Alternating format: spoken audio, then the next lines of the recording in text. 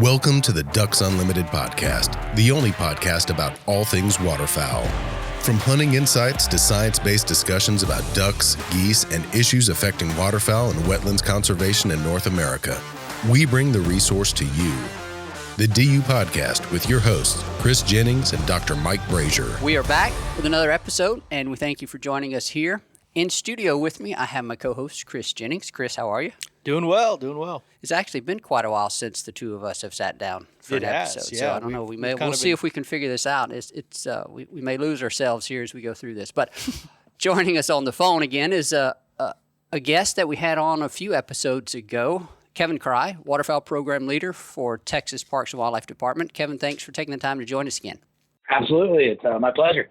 We had you on a recent episode. It was actually episode 59. And the focus of that episode was just to cover the results from the Texas Midwinter Waterfowl Survey. That episode ended up going about 50 minutes. You know, Texas is a big state. It has a lot of ecoregions that we covered where you do your surveys.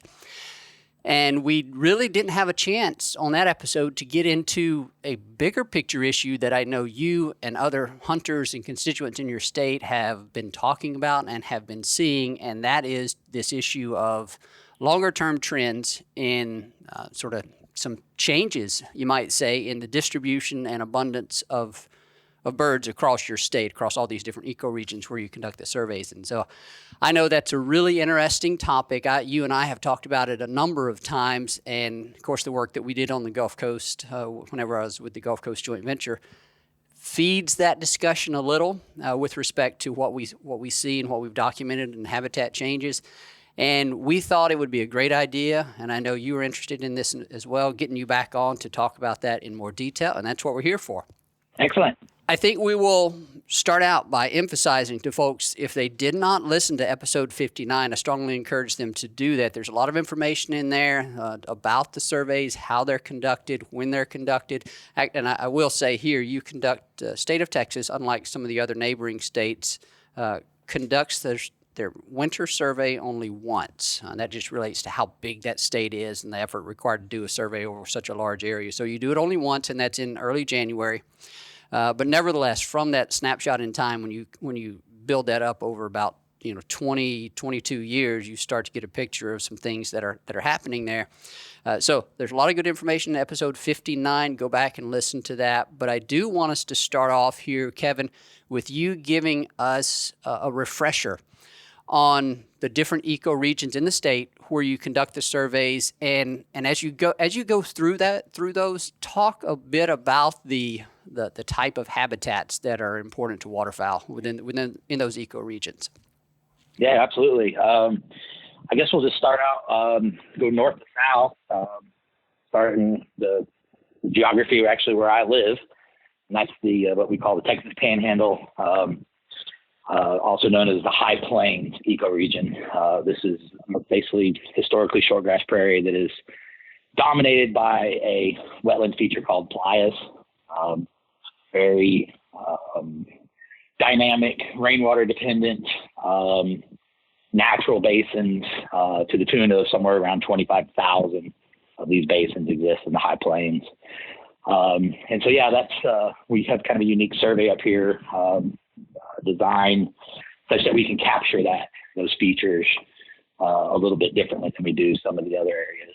And so, yeah, it's any given year, it's either completely dry and or frozen when we fly that survey. And so when we talked about last time, you can see some real dynamics in regard to duck numbers. And this past year, it happened to be one of those years with combinations of quite a few basins holding water, and we weren't frozen. And so obviously that correlated into a very high duck and goose count for the High Plains region. Moving south and a little bit east is what we call the Rolling Plains. This is an area basically from the west, you're talking San Angelo, Abilene, going north up towards Wichita Falls, all the way to the Red River, over to just about Dallas. And this area is, like it says, it's rolling plains. It's pretty rugged in areas, but it's dotted with tens, if not hundreds of thousands of small stock ponds that waterfowl have found quite appealing to them in the last few decades. I want to ask you a question here on the rolling plains. I think I mentioned this on the previous episode. I've never been through that part of the state, or if I have, it was very briefly.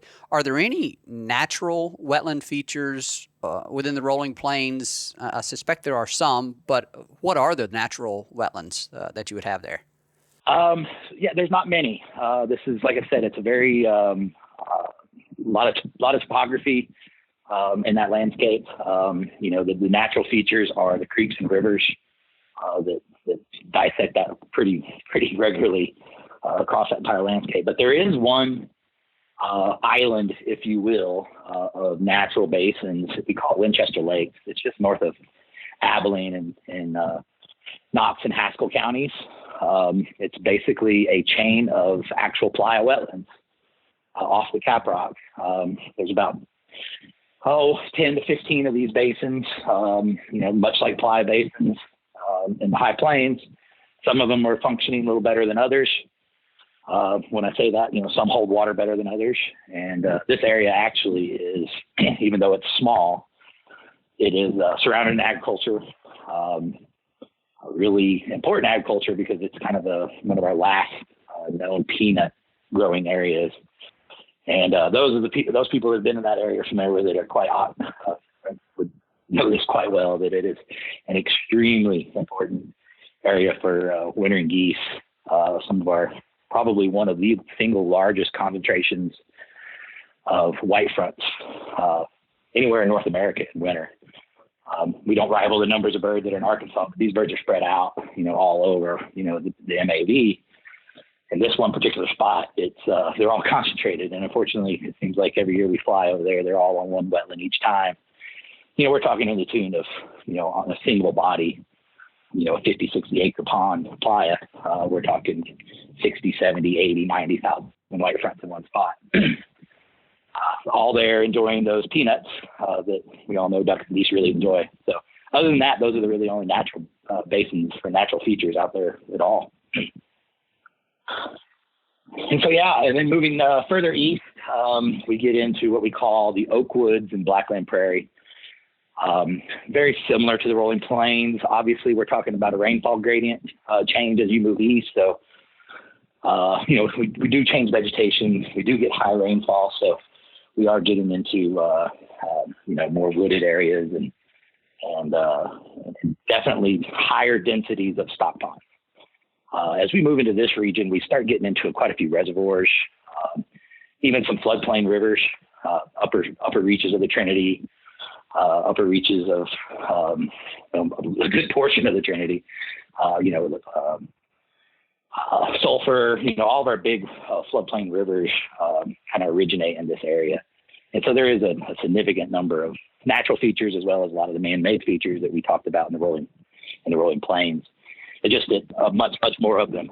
I was flying from Lafayette, Louisiana, into Dallas one time, and I think maybe I had a connection into Dallas or something. But it's a short flight. But for whatever reason, when I got on the plane, I dozed off for maybe 20, 30 minutes or something of that nature, and it was late in the afternoon, and I woke up, and I had a window seat, and I looked out. The sun was setting in the west, and so I was looking out towards the west, and the sun was glistening off of all these water bodies, and I had dozed off, and whenever I woke up and saw all of that, I was literally disoriented because I thought we had taken a wrong turn, or I thought maybe we were off course. I thought maybe I had gotten on the wrong flight. I thought we were in the Prairie pothole region. Literally, it took me about 30 seconds to gather in my mind what I was actually seeing, and it was the stock pond that you're talking about. And it was just the way the sun was setting and just glistening off of those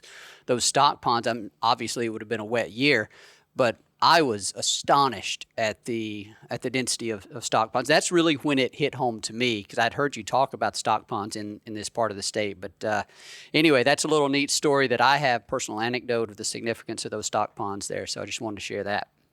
Yeah, it is. I mean, I've seen that, in survey aircraft. I love flying the evenings because, like you said, you can get those late evening pictures. But much like you said, I've seen that in commercial aircraft too. I've even taken some pictures of it.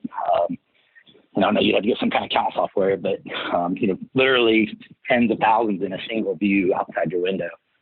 Current research that we're doing with Texas Tech University on those features, basically told us, we're looking at anywhere from 7 to 9 stock ponds per square mile in some of that landscape. And so it's incredible densities, incredible numbers, upwards, between the rolling plains and oaks and prairies, upwards of 1 million of these ponds exist. And it's pretty neat. And I imagine we'll talk about them more in a minute and how they're impacting bird distribution in Texas. And honestly, I would say far beyond the boundaries of Texas, they're impacting ducks. So, and then moving even further east is what we call our Piney Woods, a small little strip, self-explanatory, deep East Texas, with real low densities of ducks. There's just not a lot out there for ducks in regards. There's no, it's not near as dynamic. You're dealing with a lot more consistent, much higher rainfall area. The water bodies that are out there just aren't as productive. That's as we go east, a good year, we're talking 100,000 ducks in that landscape. And then south from there is the famed Gulf Coast. I believe we call it the coastal prairies and marshes in our survey. And the Gulf Coast is incredibly important to Texas and North America. It's kind of unique from a management perspective as a state biologist, because you have, ducks don't fly south for the fun of it, and ducks don't go to places just because. They go to different kinds of ducks, use different habitats differently. And so when you have stacked right on top of each other very, very closely, you go from the bay systems to the estuaries to the marsh, jump up into the coastal prairie, which is dominated the rice fields in that country, and you have those stacked on top of each other. It's kind of interesting because different species of ducks use those habitats quite differently, and it really kind of challenges our state waterfowl biologists and our decisions on season dates and things like that, because we do have such a diversity of habitats stacked on top of each other with a diverse group of birds using those habitats quite differently. And it's the Gulf Coast is obviously vast and impacts so many things. When you start thinking about species like redheads and pintails and what historically was there in regard to Arctic geese, white-fronted geese, and snow geese, and even small Canada geese used to be very abundant on the Texas coast. And we pretty much call those our unicorns now. Our surveys don't detect any. We don't detect any Canada geese on the Texas coast anymore, even though there's a few still there. But that's and then going to the west from there is what we call our South Texas brush country. It's an area south of San Antonio, all the way to the Mexican border and the Rio Grande River. And again, very much like the rolling plains, it's lower rainfall, but there are a fair amount, not quite the densities we're talking about in the rolling plains or oaks and prairies, but there are good numbers of man-made ponds in that landscape. Almost all of them were built, with kind of recreation type style in mind. So they're larger in size. And they definitely, when it's wet out there, it has great impact on bird numbers to the south and east in the Gulf Coast region. We definitely see areas where there's years where that region has more dabbling ducks in the Gulf Coast. So it also has great importance. When you say the wetlands out there, these ponds out there were constructed more from a recreational standpoint, what are you talking about there? Mostly fish. I mean, we're talking about huge ranches, that are there for, deer hunting and quail hunting and those type of things. And everybody that buys a piece of property. And that's the exact same reason why there's so many ponds, rolling plains, oaks and prairies. Everybody that buys a piece of property, we're all aware that land size, we call it fragmentation, is getting smaller and smaller. And the second somebody buys a piece of property, the very first thing they want is a water feature if it's not already there. And so, they like water features. They like putting their house on a hill above a lake and be able to go out and catch bass and things like that. And in all these cases, when I talk to people about these ponds and their role, it's all accidental. It was never intentional in regards for, something to do with largely even wildlife. So these birds have found these man-made features kind of incidental to, everything else that's going on around them. So it's kind of an interesting story for sure. Yeah, if you can't live on the coast, you build a water structure near you. May not be the coast, but it's still water. Yeah, I mean, especially probably one of the biggest driving factors in that is the fact that it's all fresh water too, right? We're not talking, when the Gulf Coast gets dry, those birds are really one of the real limiting factors is finding fresh water, and whether it be in the bays and estuaries or even inland in the prairies. And so when all that's dry, these birds aren't going to overfly, just 40 miles north of them, 60 miles north of them in some cases. They're not going to overfly tens of thousands, if not millions plus stock ponds with fresh water in them. So. Okay, so I think there's one more ecoregion. Oh yeah. There's one little tiny one. We call it the coastal sand plain, and it's a different habitat in deep South Texas along the Gulf Coast, really kind of the Laguna Madre area of the very, very tip of Texas. It's very, very small, but it is quite a bit different than the rest of the Gulf Coast. So we kind of made a separate strata ecoregion out of it because each one of these strata, we want them to be, consistent across, north, south, east, west, so that birds are, distributed and we distribute our transects equitably and fairly across the landscape, so we get a good indication of what's going on in that landscape. Yeah, and that area, I am familiar with that area. Well, I'm familiar with the entire coast of Texas, but the coastal sand plain there, correct me if I'm wrong, it actually does have a mix of created wetlands, stock ponds for ranching, but there are also some natural depressional wetlands there closer to the coast, well, maybe actually even inland quite a ways from the coast. They are heavily rainfall dependent because it's such a sandy substrate, but in years of abundant rain, let's say a tropical storm, I know we've seen this and it's been borne out in some of the analyses the Gulf Coast Joint Venture did. I mean, there can be 60,000 acres of water down there across all these little stock ponds or other natural wetlands. Is that just south of Corpus, like Baffin Bay area? Is that basically where that is? Okay. I was just trying to put it into reference. Yeah. It's like I said, it's the very tip of Texas, and like Mike said, it's real sandy soils. Like I said, coastal sand plain, which is dotted with depressional natural wetlands across that landscape. Again, we're talking about big ranch country. A couple of pretty much two or three different ranches own pretty much that entire area. And those depressions can be quite important to waterfowl when wet. Okay, that covers an overview of the different ecoregions where the surveys are. And as you're talking about this, Kevin, it's just the scale of, I guess, the additional wetlands that have been put on the landscape is pretty phenomenal.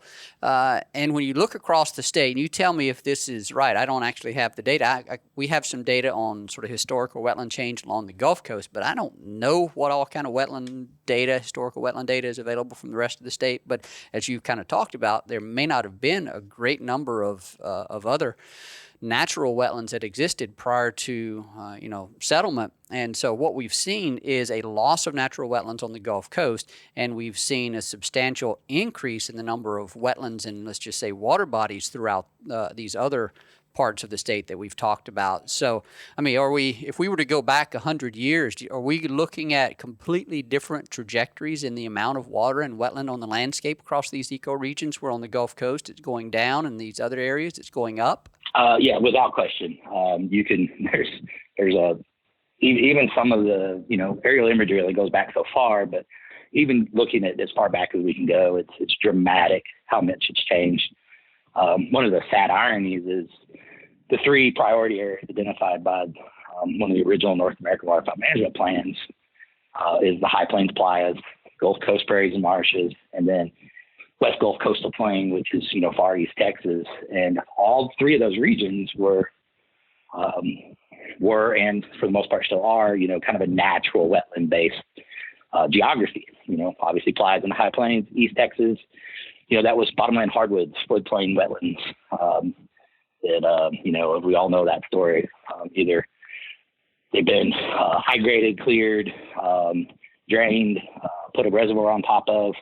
Our historic bottomland hardwoods that remain, is just a tiny fraction of what used to be there. And so, that landscape's changed dramatically. And then obviously we know all the challenges that's going on the Gulf Coast. And between all three of those areas, middle of Texas, there would have been very, very, very little water on the surface. As you come off the Caprock and go south and east, all you would have had was braided rivers and streams, not necessarily floodplain type streams. And so there would have been shy of the one little Winchester chain of wetlands, Winchester Lakes in Nottingham County, 100, 200 years ago, there would have been no water on the surface other than rivers. When you say Caprock, you're talking about that, what is it? Well, I'm not going to be able to put it into words that are accurate. So you tell me, I know where it is that you're talking about, but explain what you mean when you say Caprock. So when I said earlier the Llano Estacado, that's the flat top pan that exists in the high plains or the Panhandle of Texas. As you go east, you fall off what we call the Caprock, and that is real rugged canyon. Immediately, like it falls off the plate, and that's where you have Powder Canyon. That's where you have Caprock Canyon. And so, it's like a flat. Historically, that used to be the beach. Many years ago, that's where the ocean shore was. And so, anyway, that's the Caprock as you fall off and go out to what we call the rolling plain.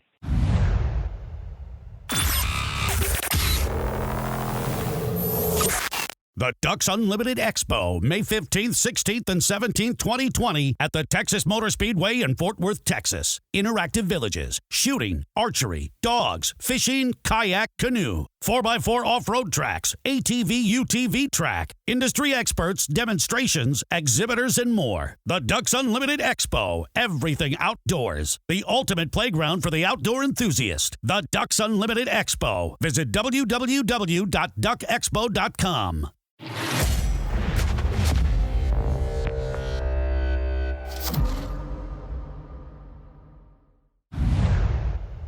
Kevin, I know you've given this presentation, this talk a number of times, and so now we've introduced the ecoregions and the important waterfowl habitats within each of those.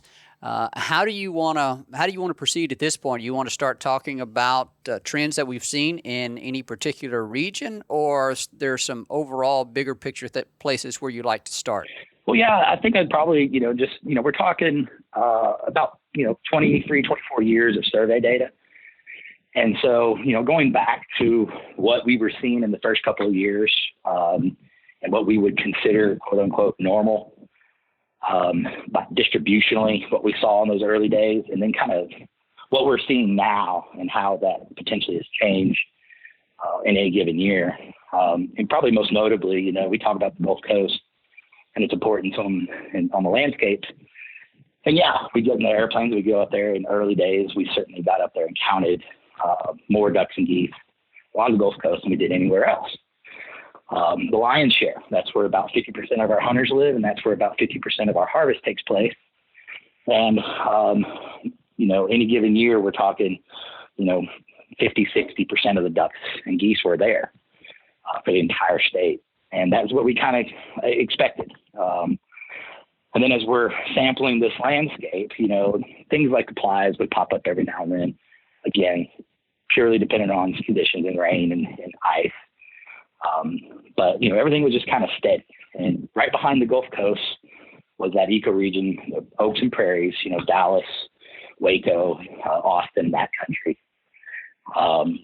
that had, for sure, was always our best mallard area, shy of a couple of years with the high plains. It always had real consistent pond numbers, kind of higher rainfall, so those ponds weren't, they didn't dry up on you. They were always there. And, we saw huge numbers, anywhere from 6, 7, 8, 900,000 ducks using that landscape. To some years over 1 million, compared to early days, 1.7, 2 million ducks along the Texas Gulf Coast. And so we kind of kept going along there. And what really seemed to be the change was the Drought of Record. This is when it really just kind of clicked in. It was like, and there's something going on. And that was like 2010, 2011. We saw the Gulf Coast was beyond dry. Essentially, the only water available to a duck was largely salt water on that landscape. And so quite naturally, like I mentioned earlier, when we flew that survey, we detected that real quickly. And those interior ecoregions were holding more ducks for the first time, at least in our survey, and probably for a very, very long time in human history, the very first time that there weren't more ducks on the Texas coast than what were in, say, the Oaks and Prairies. And so that was one of those years where the Oaks and Prairies was our leading duck ecoregion. And it was kind of like an eye-opener, but it made sense because there was no fresh water along the Gulf Coast. And so we kind of, marked that off as, that's why that happened. Kevin, I never realized that. I've looked at these graphs that you produce every year for about 10, 12 years. And I was working for the Gulf Coast Joint Venture during that Drought of Record, 10, 11, 12. The effects went on into 12, 13, and 14, certainly for the rice industry. And I feel like we're still feeling it. And I never noticed that with respect to these graphs and how after 2010, up from, as you described, that seems like a turning point for coastal Texas where some of those bird abundances, species abundances nearly flatlined, and you saw a concurrent increase in some of those other areas, the Oaks and Prairies being a great example for some of these species. And you're right, some of the species have just not, to say it like this, as bluntly, come back to the coast since that drought. Now, one of the things that happened, I don't know if we get into this at some point, but what they did as a result of that drought, one of the things that it caused was curtailment of irrigation water for rice on the Texas mid-coast, and that caused in 1 year the elimination of, I believe it was somewhere in the neighborhood of 50 or 55,000 acres of planted rice. So there was about 3 or 4 years where you had a reduction in the amount of planted rice on the Texas mid-coast of about 50,000 acres. Some of that production shifted into the East Coast or shifted into what we call the Texas Chenier Plain there, the southeastern Texas, but certainly not enough to make up for that full 50,000 and 55,000 acres. And then, of course, I think that curtailment lasted for maybe 4 years. I know it was at least 3 years, but I believe it was 4. And while some of that has come back, I think you're right. I need to look at the numbers closely to see, but I don't think all of that acreage has fully come back to the mid-coast. But I never really had picked up on that as being a point in time when things really noticeably changed there in terms of these numbers. Yeah, so it was dramatic and kind of instant, and it took years for the Texas coast to kind of recover, whether it be the natural marshes and basins to like you said, the lack of irrigation water in the rice prairie. So any given year, we saw from that point on kind of a strange dynamic where it wasn't always the Gulf Coast number one. Some years it was. Some years the Gulf Coast still showed up. But what was interesting about that is you look specifically at that data, especially dabbling ducks. There's not a species of dabbling duck on the Texas coast that is showing increasing trends anymore for the last 24 years. So when we see the Gulf Coast jump up and be the number one ecoregion for ducks in the state of Texas, it's largely driven by redheads. If we get our airplane over big rafts of scaup and redheads, that's when we'll see 1.72 million ducks left on the Gulf Coast again. But if you look across those graphs by species, it's the dabbling ducks that are a real alarm to us.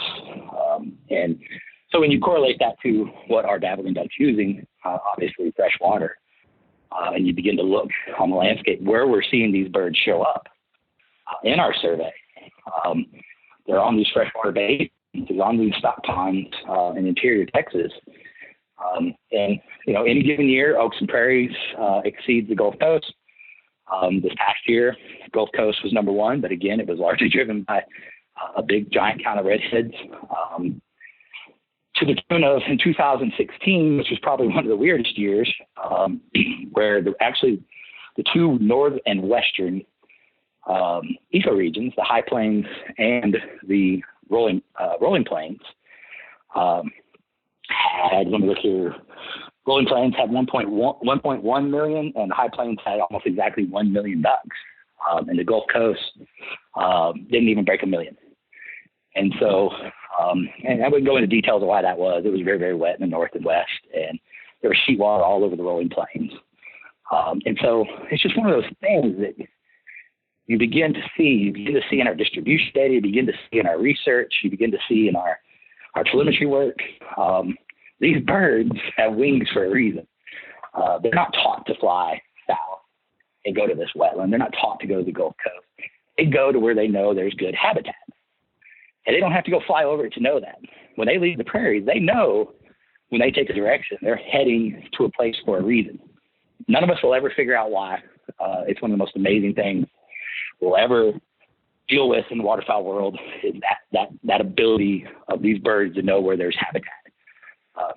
We kind of wrap our head around the idea of pressure and rain events and big low pressure systems, and birds might be able to sense that from a long way off. But I've seen these type of things happen artificially, where you're turning on a pump. There wasn't water there, and then 5 hours later it's covered in birds. So there's a communication and an unbelievable ability of a duck to know where to go. And these birds in the state of Texas have absolutely still love to go to the Gulf Coast. I mean, the Gulf Coast, when things are right, the bays, like I said, stacked on top of each other, the bays, the marshes, and then the coastal prairie. When things are good down there, man, there's still a lot of ducks down there. Birds will go down there and take advantage of those conditions and those habitats. But when, conditions are poor down there or conditions are better elsewhere, that's where they're going to go. And, we see this over and over again in all kinds of different data streams, where these birds are not only seeking these habitats because, one, they're providing things. We've done a lot of research on these habitats in the last almost 2 decades, but for sure 15 years. And the things that we're finding out are kind of amazing, but at the same time, it's not shocking. Birds that are in unbelievable conditions, some of the best body condition we've ever been recorded on the wintering grounds. Birds that are well advanced in molt, well advanced in pair status. They're going out to these wetlands for a reason, for a number of different reasons. And not only is there plenty of foods there for them, one of the things that's really important to remember is, shy of the Gulf Coast and shy of the high plains, where we have agricultural grains on the landscape in that one little tiny spot around Winchester Lakes, ducks that come to Texas have to make a living in the water in which they swim. Rolling plains, oaks and prairies, there's no corn available to them. There's no, milo, those type of things that you see further up the flyway don't exist. So birds that come here have to swim around and make a living in the water that they're swimming in. And so when you pull back the microscope and you're looking at, a county just outside Wichita Falls, and there's 40,000 stock ponds, it doesn't take an individual half-acre pond to have a huge carrying capacity to take care of hundreds of thousands of ducks, because they individually use these things in small groups, and then they fly around the landscape, sampling all of them throughout the day and night. And probably one of the major factors that we're beginning to see, is, I think I talked about last time, is a growing awareness by hunters and biologists, and we're seeing it in a lot of our data streams, of a growing intolerance. I'm talking about ducks here, and geese for some matter. There's growing intolerance to human disturbance. I was going to say that was going to be one of my questions that you mentioned earlier. It stuck out to me that you have 50% of your hunters in that coastal region.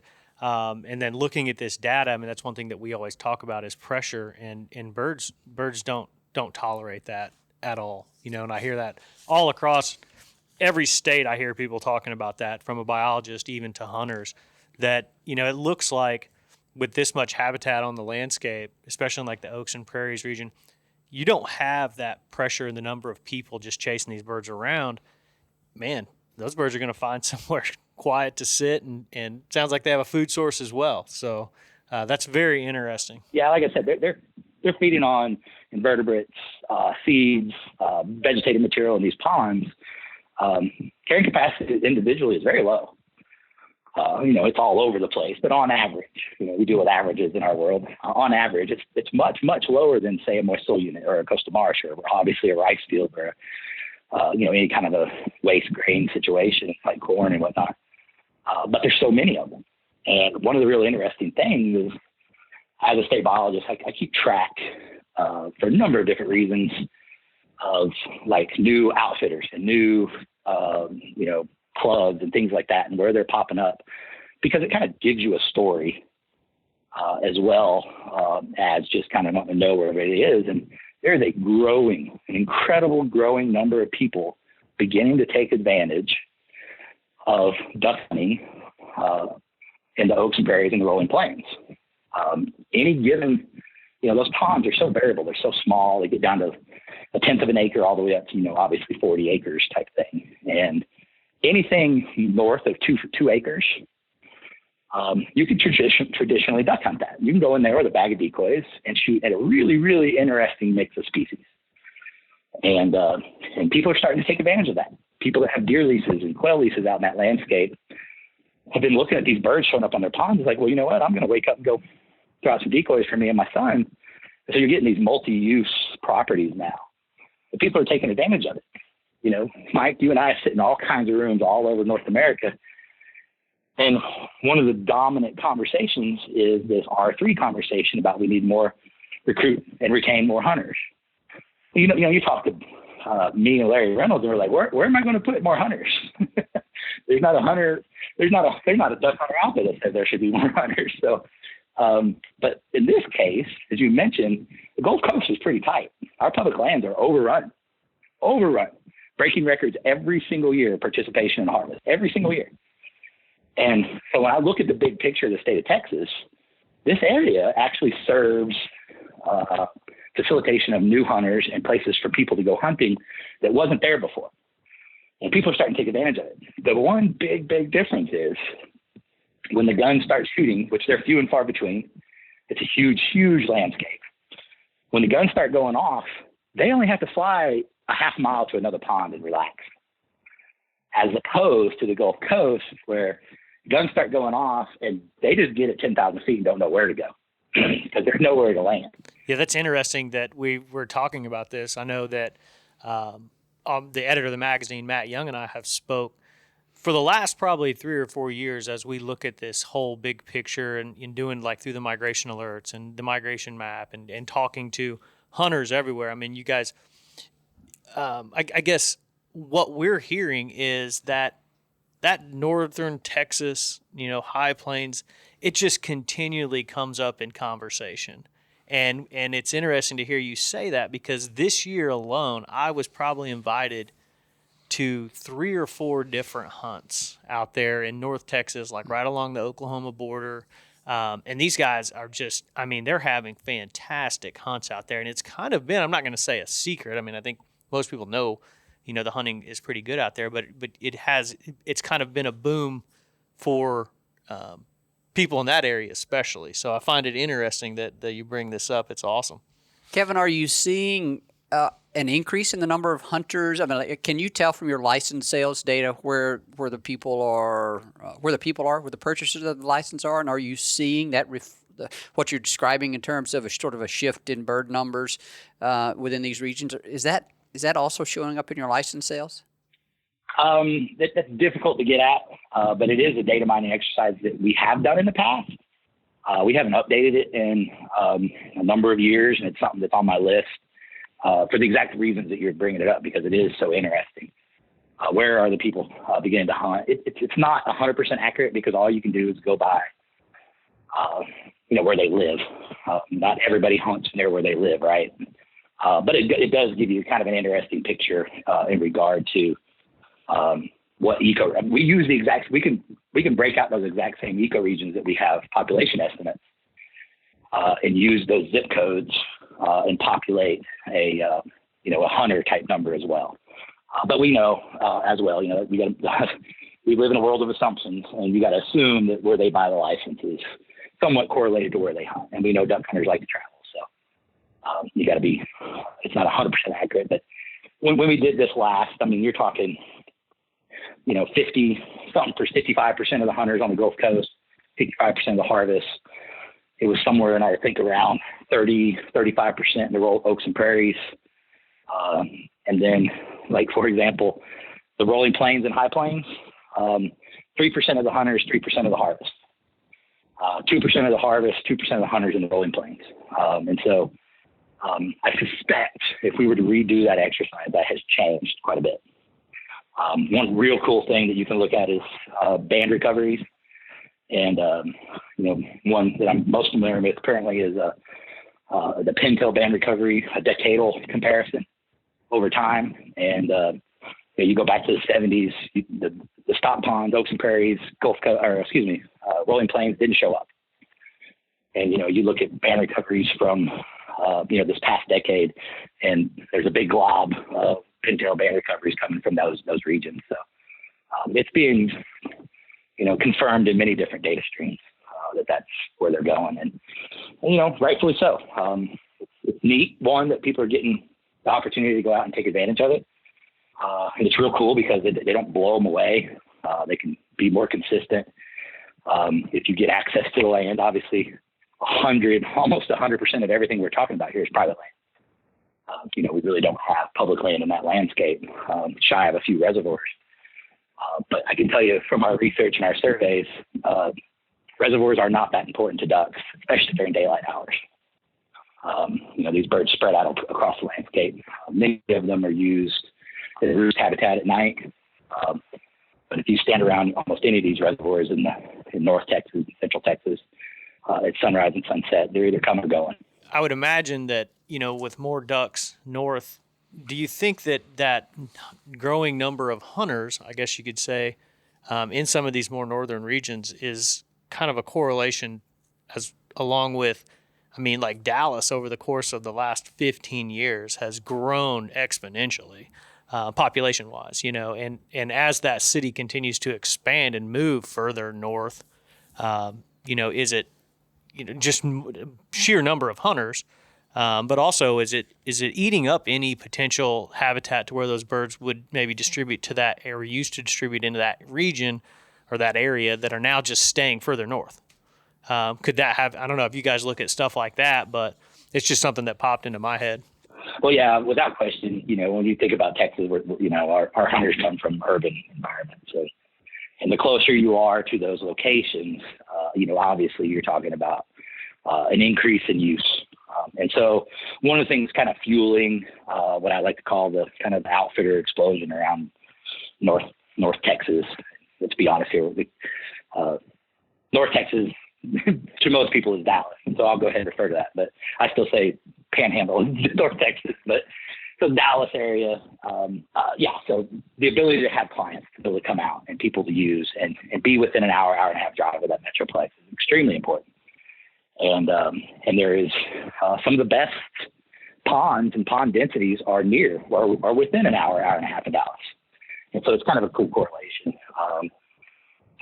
The city of Dallas itself, the footprint of Dallas and Fort Worth is on an extremely important ecosystem, the upper reaches of the Trinity River and historically some of the coolest, prairies and mixed hardwoods, that we have in the state. And so, its footprint definitely is sitting on a cool historic place that kind of displays some things, but there's, that supply of hunters is definitely there. And obviously as is with Houston and those types of scenarios. So as I'm kind of looking at the data here, and you've got their peaks and valleys of, the years of when the numbers go up and down on the coast and throughout the Oaks and Prairies region, brush country, rolling plains.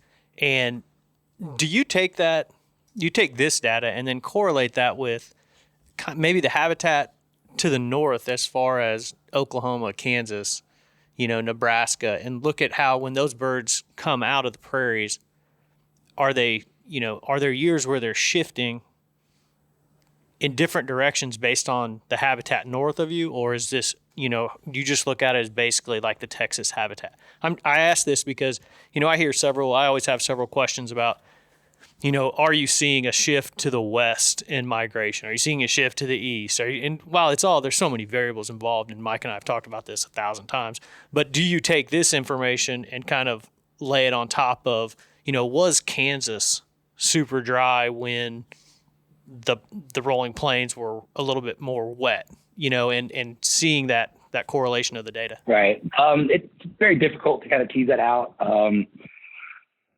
thing that really drives visitation, if you will, to the state of Texas is obviously cold weather to the north, and then rainfall events.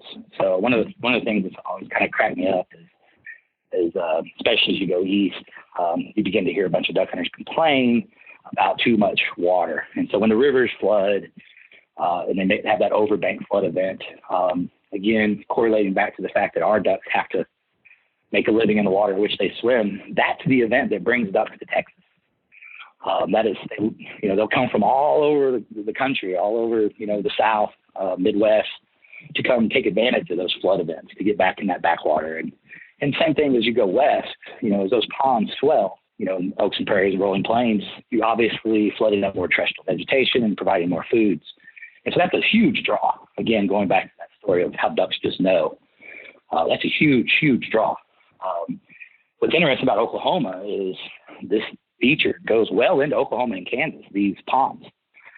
And as you go further north, they begin to use them quite differently, because if you go north in Oklahoma and Kansas, those ponds are there, maybe not quite the densities that we have, but they're in the middle of corn and agricultural fields. And so, they got these little 1 acre, half acre, 2 acre ponds dotting the landscape of, the lower Great Plains of Kansas and Oklahoma. And they can actually field feed from those ponds. And so when you have that scenario of, no snow, no ice, and yet I can sit on this pond, albeit, probably not very traditional, marsh or something like that. I can go sit on this man-made body of water, and I can fly out to cornfields, cut cornfields for most of the winter like they did this year. They're not going to come any further south than that. And when I talk about our data, the one thing that I always kind of try and point out to people is the big picture. Since we started this data survey back in the late 90s, the percentage of ducks counted in the Citrus Flyway that were counted in Texas has steadily increased. So, that's kind of a data stream saying there's no big, northward trend. They're still coming to the state of Texas. And then if you look across the entire data set of the amount of ducks we count in Texas, that trend is also increasing. So it's two different streams of data. They're saying we're not, as a whole, the state of Texas as a whole is not seeing ducks not coming to Texas. Kind of goes back to that story of we're our own worst enemy. The birds might not be making it to the Gulf Coast, but they're still within the boundaries of Texas. And so these conversations about short stopping, those are two data points I point out. But with that being said, we're talking about stock ponds in corn country. We're talking about corn and open water north of us. There's two species of bird, the waterfowl, that are declining on a statewide scale. The rest are all increasing. And that's mallards and, if you will, white geese, or Arctic geese for that matter, white fronts and snow geese. And that is can be almost directly correlated to a changing in behavior of mallards and snow geese, to where mallards are becoming more and more like snow geese every single day. They'll go sit on 60 feet of water on a power plant lake, by 50,000 of them, and be as happy as possibly can be, as long as they can fly to a cornfield, somewhere in central Kansas, and be happy. Same thing with snow geese. Snow geese will sit on 60 feet of water and be happy now. Or they'll go sit on a half acre pond 2,000 and 3,000 of them and be very, very organized and fly out to these fields every single day. And it's just more energy, more carbs for them. And so until we see that that freeze line get all the way to Oklahoma, the Red River, if you will, our mallard numbers statewide continue to decline. Snow goose numbers continue to decline. Kansas counted 1 million snow geese in Kansas again this winter. We couldn't even touch that. That's equivalent to what we were counting near in the heyday on the Texas coast. And so when you look at the rest of the species, though, all the remaining dabbling ducks and diving ducks, the state of Texas is, continuing to see increasing trends. But it's just where within the boundaries of the state of Texas are those birds falling out, which is the story. And I've said this many times to a lot of different people, but the reality is when you look at central Texas, oaks and prairies, rolling plains, and to some extent even the brush country, you're talking about, on a North American continental scale, probably the largest waterfowl refuge in the entire continent. For birds to go do their thing, not be harassed, complete their annual cycle, and return to the breeding grounds. It's extremely, extremely important on a continental scale. And that's kind of the role we're playing right now.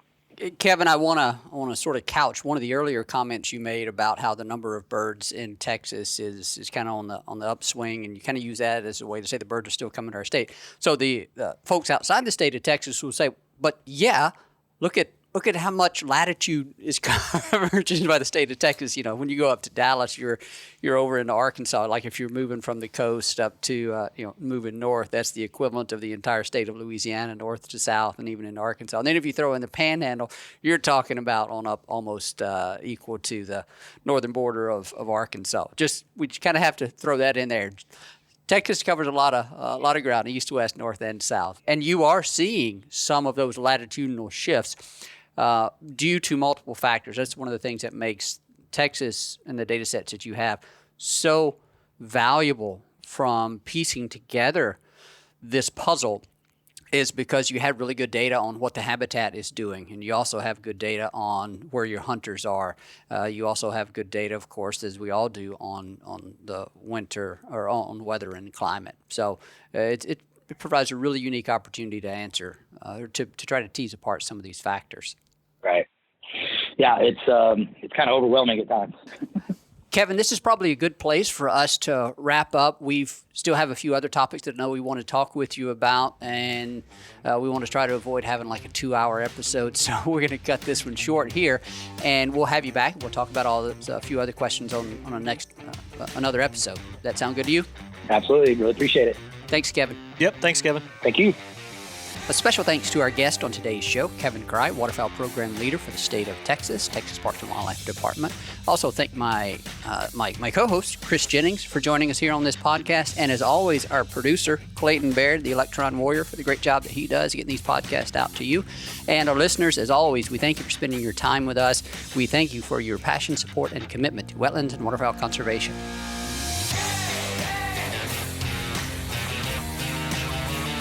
Thank you for listening to this episode of the DU Podcast. Be sure to rate, review, and subscribe to the show, and visit www.ducks.org/DU Podcast for resources based on today's topics, as well as access to more episodes. Opinions expressed by guests do not necessarily reflect those of Ducks Unlimited. Until next time, stay tuned to the Ducks.